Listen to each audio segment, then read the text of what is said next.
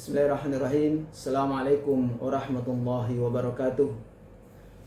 Perkenalkan, saya Hasan bin Johanis, dosen di program studi hukum keluarga Ahwal Syakhsiyah, Fakultas Agama Islam Universitas Muhammadiyah Makassar.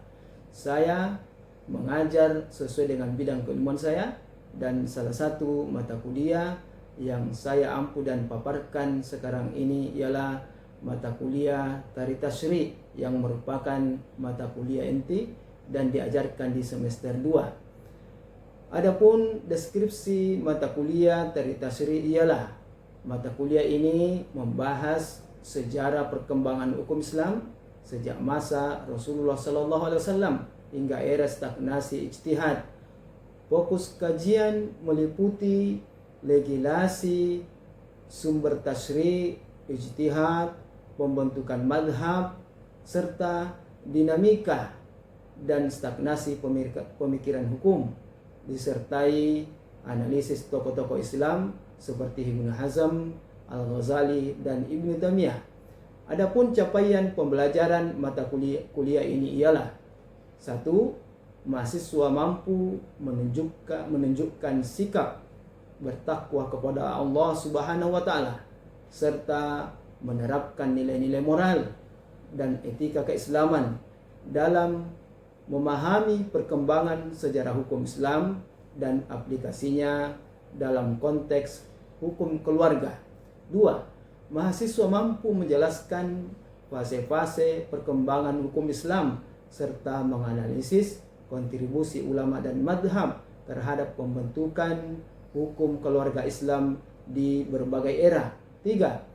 Mahasiswa mampu mengidentifikasi dan menjelaskan metode istinbat hukum yang berkembang pada setiap periode Tarikh Tasyri' serta menggunakannya secara kontekstual dalam menyusun analisis hukum Islam yang relevan dengan isu keluarga.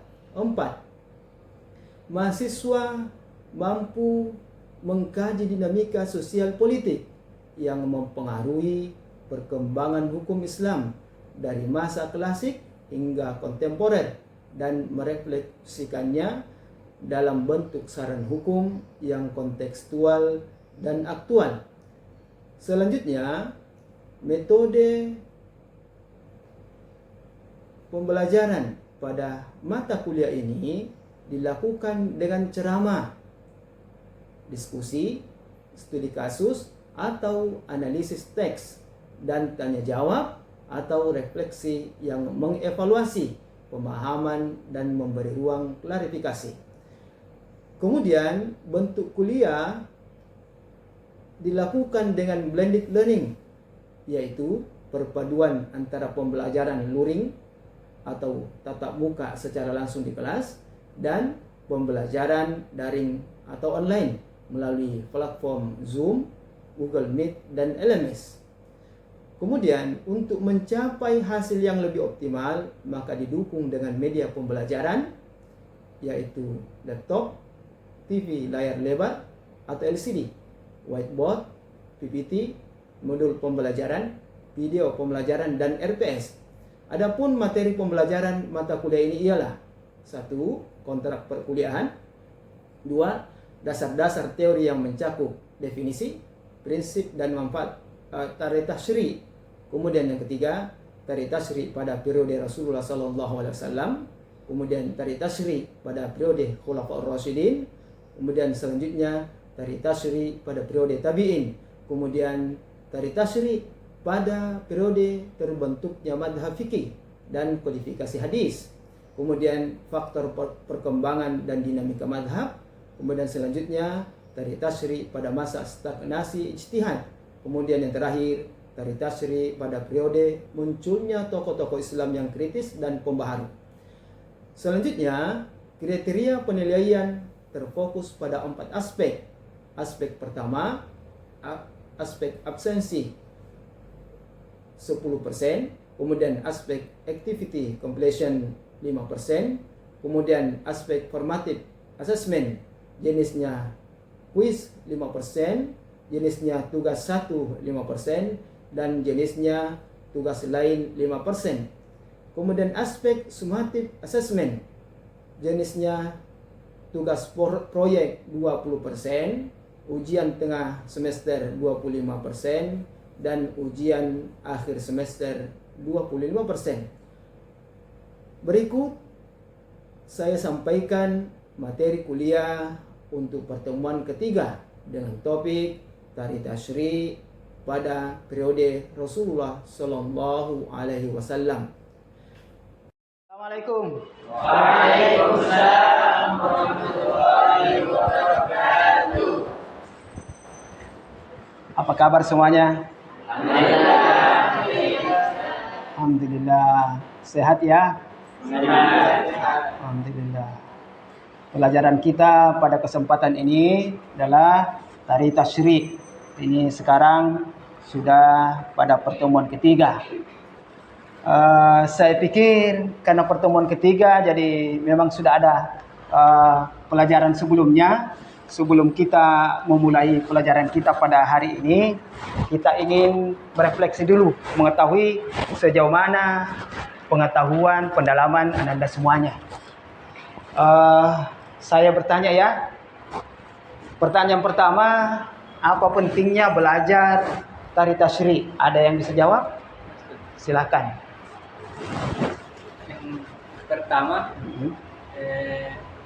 mengenal asal-usul ilmu dan tahapan legislasi. Ya, bagus. Yang kedua, mengenal sumber-sumber legislasi. Ya, bagus. Yang ketiga, mengenal para ulama. Baik. Apakah masih ada yang lain? Ada ya? Kalau tidak salah, ada yang bisa tambahkan lagi?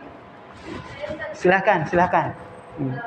Menjelaskan kepada kita bagaimana cara metode istimewa. Dari segi periode-periode yang menjadi pendalaman kita ke depan, saya sudah singgung sebelumnya periode apa saja yang kita akan dalami. Silakan, ada yang mau jawab? Silakan. Ada beberapa poin Iya. yang Iya. tasyri' pada periode Rasulullah, Iya. kemudian tari tasyri' pada periode Iya. Khulafaur Rasyidin, Baik. kemudian tari tasyri' pada periode tabi'in. Iya, cukup. Barakallahu fiik. Muntazah, Masya Allah. Barakallahu fiik. Ada yang mau tambahkan lagi? Silakan. Iya. Iya. Ada beberapa yang saya ketahui di antaranya Iya. Iya. faktor perkembangan dan dinamika mazhab. Iya. Baik. Iya. Tari tasyri' pada masa stagnasi Iya. ijtihad. Masya Allah. Kemudian Iya.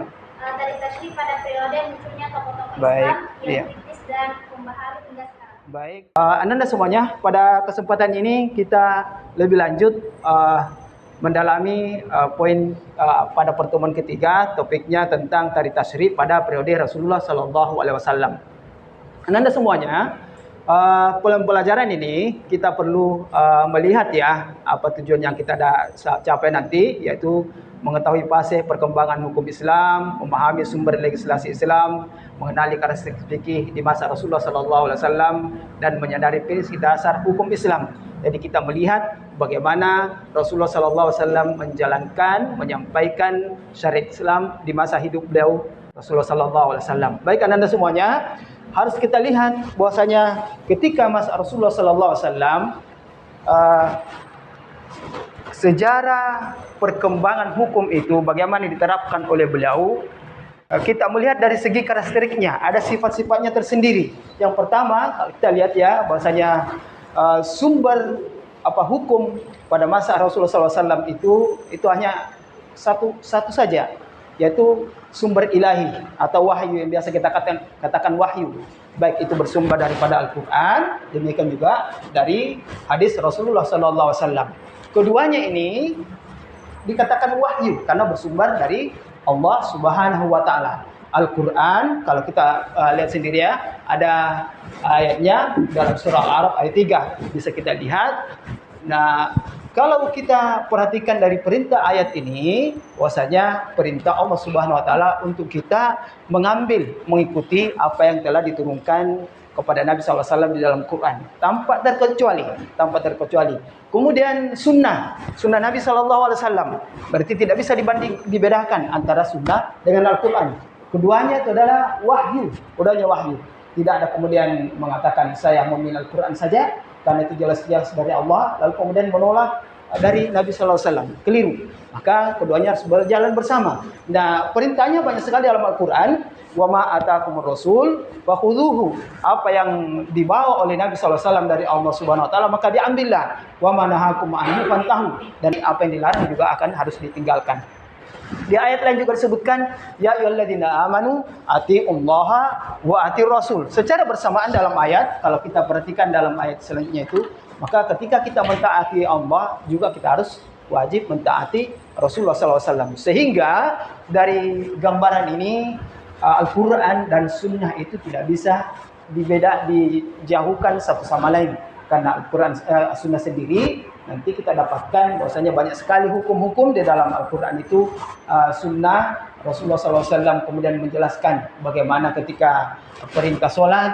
Kemudian kita dapatkan di dalam perintah Nabi SAW beliau mengatakan sallu kama ra'aitumuni usolli. Sholatlah kalian sebagaimana kalian melihat saya sholat. Baik anda semuanya, selanjutnya karakteristik yang kedua adalah hukum di zaman Nabi SAW, penerapan syariat itu selalu relevansi konseptual. Berarti bukan hanya sekedar, bukan sebagai spekulasi.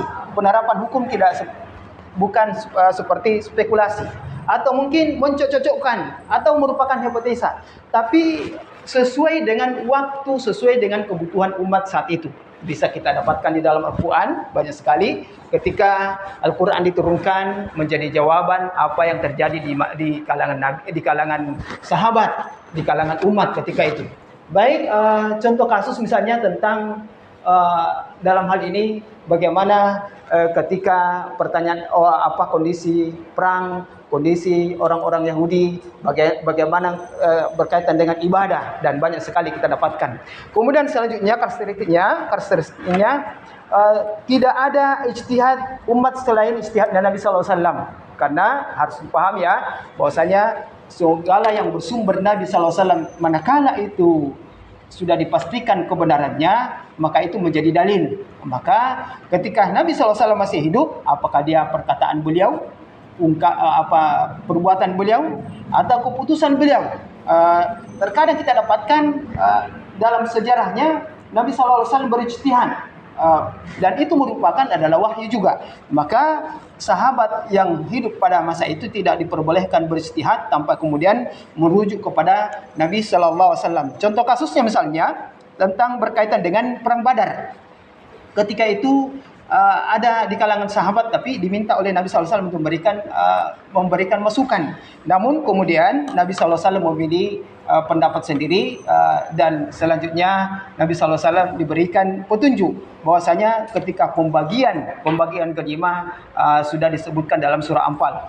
Baik anda semuanya, kita lanjutkan, adalah mudah dipahami dan dikuasai. Dalam kasus ini contoh misalnya ketika penerapan puasa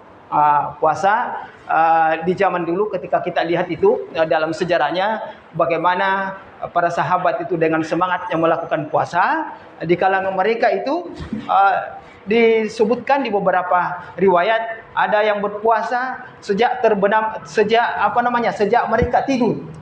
Ketika tidur bangun nanti sudah dianggap sebagai mulanya dia berpuasa. Namun kemudian ketika datanglah syariat Islam, dijelaskan dalam surah Al-Baqarah, kita dapatkan bahwasanya Allah Subhanahu wa taala mengatakan wa kulu washrabu hatta yatabayyana lakumul khaytul abyad minal khaytil aswad minal fajr. Nah, di dalam ayat ini disebutkan tata cara bagaimana kita memahami bahwasanya cara berpuasa itu dimulai dari terbitnya fajar kemudian sampai terbenamnya matahari. Itu jelas sekali ya. Anda paham sampai di sini? Barakallahu fikum.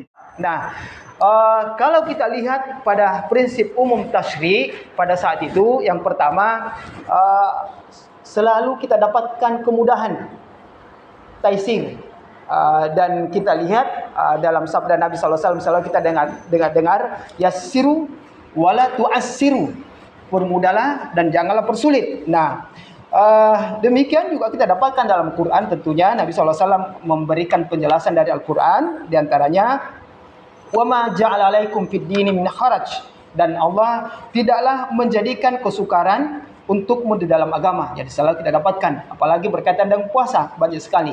Nah, yuridullahu bikumul usra wala yuridu bikumul usra. Dan Allah senantiasa menginginkan kemudahan, dan ayat ini berkaitan dengan puasa, dan demikian juga berlaku pada ibadah-ibadah yang lainnya. Nah, contoh misalnya kita ambil contoh ya, ketika syariat wudu atau syariat mandi wajib, ada seseorang yang mendapatkan uzur, misalnya airnya tidak ada atau orangnya sedang sakit, maka dibolehkan baginya bertayamum. Itu adalah rukhsah atau kemudahan yang diberikan oleh Allah Subhanahu wa taala dalam syariat Islam ini. Dan banyak lagi yang lain. Contoh misalnya juga puasa. Bagi orang yang sulit melakukannya, orang tua atau orang hamil, maka ada kemudahan, atau juga orang musafir, maka baginya rukhsah, mereka boleh memilih.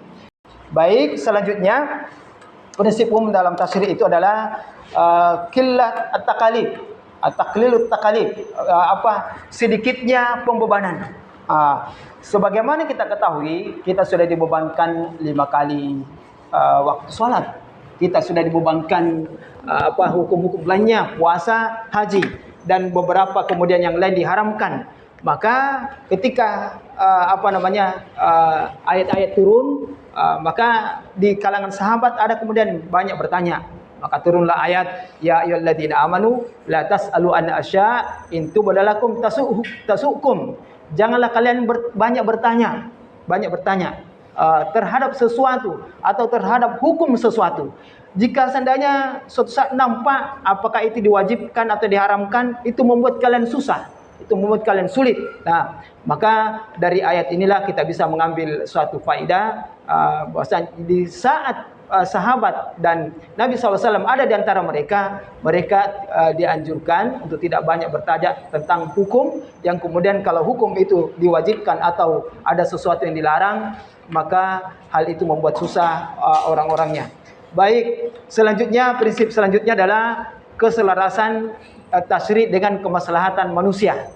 Kita lihat bahwasanya agama ini diturunkan dalam rangka memberikan kemaslahatan kepada manusia semuanya. Apakah dia muslim atau non muslim, diturunkan untuk maslahat semuanya.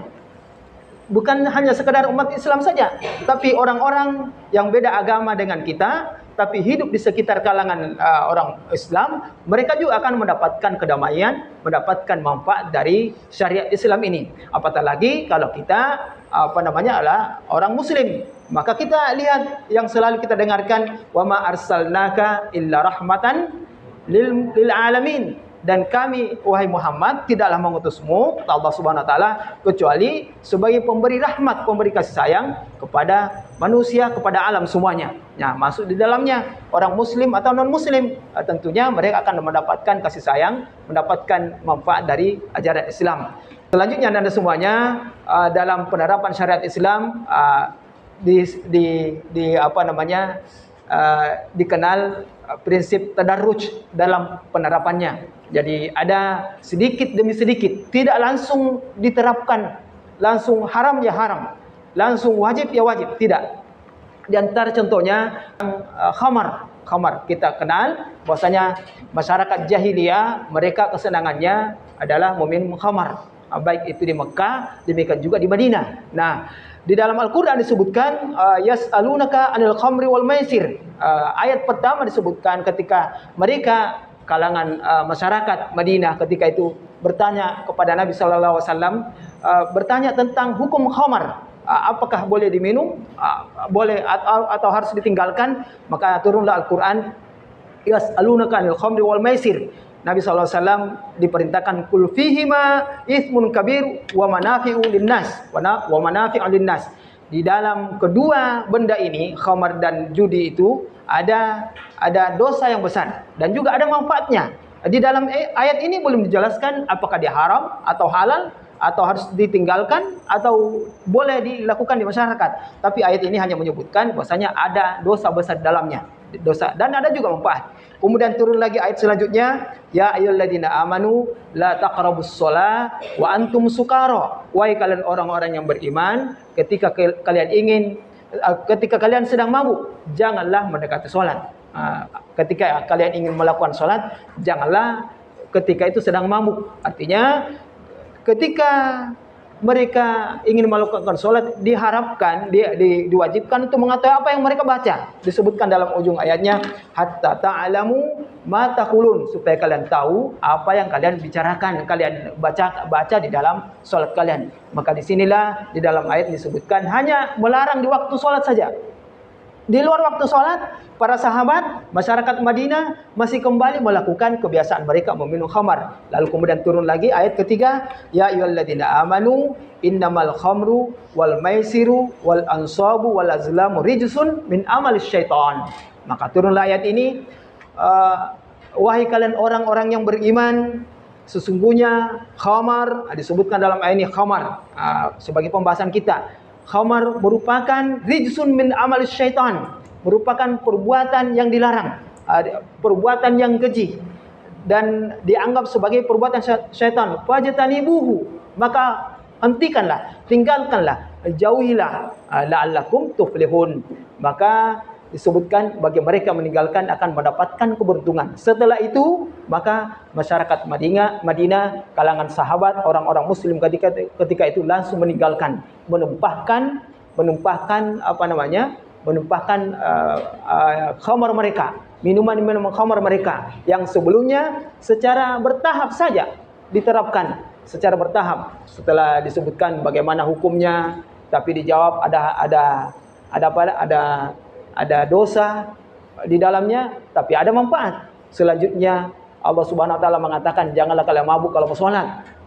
Selanjutnya mengatakan ini merupakan rijsun min amal syaitan, merupakan perbuatan keji, perbuatan buruk, dan merupakan bagian daripada pekerjaan syaitan, dan tinggalkanlah. Nah, ini merupakan dalam tasyri', tasyri'. Demikian ananda semuanya, sampai di sini pembahasan kita pada pertemuan kali ini.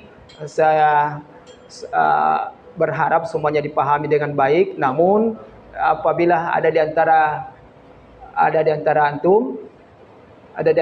antum semuanya ingin bertanya, saya akan persilahkan, atau mungkin ada yang ingin menambahkan nanti atau menjawab pertanyaan temannya, saya juga persilahkan. Mungkin dari anda semuanya silakan kalau ada yang bertanya. Ya, silakan. Mengapa pada masa Rasulullah tidak ada ruang bagi perbedaan pendapat dalam hukum? Dan bagaimana lebih baik mengoreksi ijtihad Nabi Muhammad SAW? Baik, kita jelaskan tadi ya, bahwasanya di saat itu yang berijtihad saja hanyalah Nabi Sallallahu Alaihi Wasallam. Ada yang bisa menjawab pertanyaan saudari kita? Silakan, silakan. Ya. Baik, dari pengetahuan saya, pada masa Rasulullah SAW itu tidak ada ruang bagi perbedaan pendapat dalam hukum, karena sumber legislasi adalah Rasulullah SAW sendiri. Dan ijtihad Rasulullah dalam menyampaikan salah satu jenis wahyu tidak akan disetujui oleh Al-Quran jika beliau berdiri di dalamnya. Baik, Mumtazah. Baik, ada lagi yang mau bertanya? Silakan. Silakan. Terima kasih atas kesempatannya. Baik, tadi sempat dijelaskan tentang prinsip dalam asal Islam itu pada zaman Nabi ada prinsip qillatul taklif, Iya. prinsip sedikitnya beban. Iya. Saya belum paham di situ. Iya, iya. Dan Baik. kedua, bagaimana prinsip qillatul taklif ini, Iya. prinsip sedikitnya beban ini tercermin dalam ibadah kita. Oh, baik. Jadi ada sedikitnya pembebanan kepada umat. Saya tadi jelaskan, sebutkan ini merupakan karakteristiknya syariat di zaman Nabi Sallallahu Alaihi Wasallam. Ada yang berikan jawaban? Silakan. Oh, silakan. Ya. Izin menjawab Ustaz. Iya. Prinsip qillatul taklif adalah salah satu dasar umum tasawuf Islam pada masa Rasulullah Sallallahu Alaihi Wasallam. Jadi umat Islam tidak terlalu mendalami suatu masalah agar tidak memberatkan diri. Iya. Allah Subhanahu wa taala berfirman Iya. dalam surah Al-Maidah ayat 101 dan 102 yang artinya, wahai orang-orang yang beriman, janganlah kamu menanyakan kepada dirimu hal-hal yang jika diterangkan kepadamu justru menyesatkan kamu. Baik. Itu ada golongan manusia seperti kamu menanyakan hal-hal serupa itu. Iya. Kemudian mereka menjadi kafir karenanya. Baik. Contohnya dalam ibadah yaitu sholat 5 waktu dalam sehari semalam, puasa 1 bulan saja dalam 1 tahun, kemudian berhaji bagi yang mampu. Jenis-jenis yang diharamkan juga sedikit dibandingkan dengan apa yang Allah haramkan. Baik. Iya. Masya Allah, Mumtazah. Sudah pas jawabannya tadi? Iya. Baik. Kalau kita perhatikan ya dalam sedikitnya pembebanan Allah Subhanahu Wa Taala kepada hambanya, jelas sekali kita lihat. Sekiranya saja coba kita disuruh berpuasa sepanjang tahun, seperti kaumnya Nuh, atau mungkin semuanya kita diwajibkan menunaikan haji. Sementara di antara hamba Allah Subhanahu Wa Taala, umat Nabi Sallallahu Alaihi Wasallam, ada yang mampu, ada yang tidak mampu. Bagaimana coba tidak ada di ujungnya itu bagi mereka yang mampu. Semuanya wajib tanpa terkecuali. Menjadi masalah bagi kita. Baik, Anda semuanya, ada lagi yang bertanya? Silakan. Singkat ya. Ya, silakan. Baik, Ustaz, terima kasih atas kesempatannya. Meskipun Islam mengandung prinsip kemudahan atau taisir, mengapa ada peringatan keras terhadap tatapu anrukhas, Ustaz? Ini tadi saya sempat jelaskan sedikit ya tentang tatap rukhas. Mengapa itu tidak boleh dilakukan? Karena itu memang bahaya. Pertanyaan Ananda, ada yang membantu menjawab? Silahkan. Ada yang siap menjawab? Oh, silahkan. Pemahaman saya, Ya. taisir adalah dasar dalam syariat Islam. Sebagaimana firman Allah dalam surah Al-Baqarah, yaitu yuridullahu bikumul yusra wa la yuridu bikumul usra. Iya. Ini dasar memilih rukhsah. Ya, silahkan lanjutkan. Namun kemudahan ini tidak berarti bebas dari kewajiban agama. Tamam. Boleh mencari rukhsah tanpa dasar dijadikan dalil yang sah. Baik. Perdebatan semacam ini adalah penyimpangan dari jalan yang benar dan penjelasan diri pada hawa nafsu. Baik. Para ulama memberikan peringatan keras terhadap tatapu anrukhas. Baik, cukup. Ya, sudah sampai ya jawabannya ya? Sudah sampai? Sudah bisa dipahami? Ya, alhamdulillah. Cukup, terima kasih banyak, Masya Allah. Barakallahu fikum. Saya pikir sudah dipahami ya materi kita pada kesempatan ini. Jadi baik Anda semuanya, saya harapkan untuk semuanya memperhatikan ya bahwasanya dalam pelajaran kita pada kesempatan ini perlu betul-betul didalami, dan ini menjadi dasar bagaimana kita melihat, menilai suatu hukum. Apatah lagi kalau kita sudah masuk di dalam proses memiliki peran untuk memberikan istinbat hukum, maka disitulah kita dengan belajar sejarah dari tasyri' ini bisa membuat kita semakin kaya pengetahuan kita. Maaf, saya mau absen dulu ya. Abdurrahman, ya, hadir. Baik, Andi Eka Ramadhani, hadir.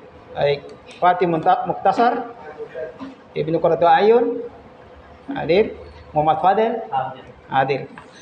Baik, Randi, hadir. Barakallahu fiik. Rizwan, baik. Sofwan, Muhammad Sofyan, Amri, hadir. Farah, ya. Rusda, Aisyah, Ulfa, baik. Khairun Nisa, Rabia, baik. Anita, baik. Jumarni, hadir. Semuanya hadir ya. Barakallahu fikum. Barakallahu fikum jami'an. Saya pikir sampai di sini Anda semuanya saya banggakan.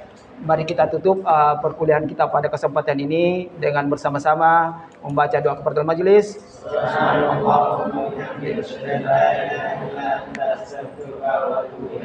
Wassalamualaikum warahmatullahi wabarakatuh.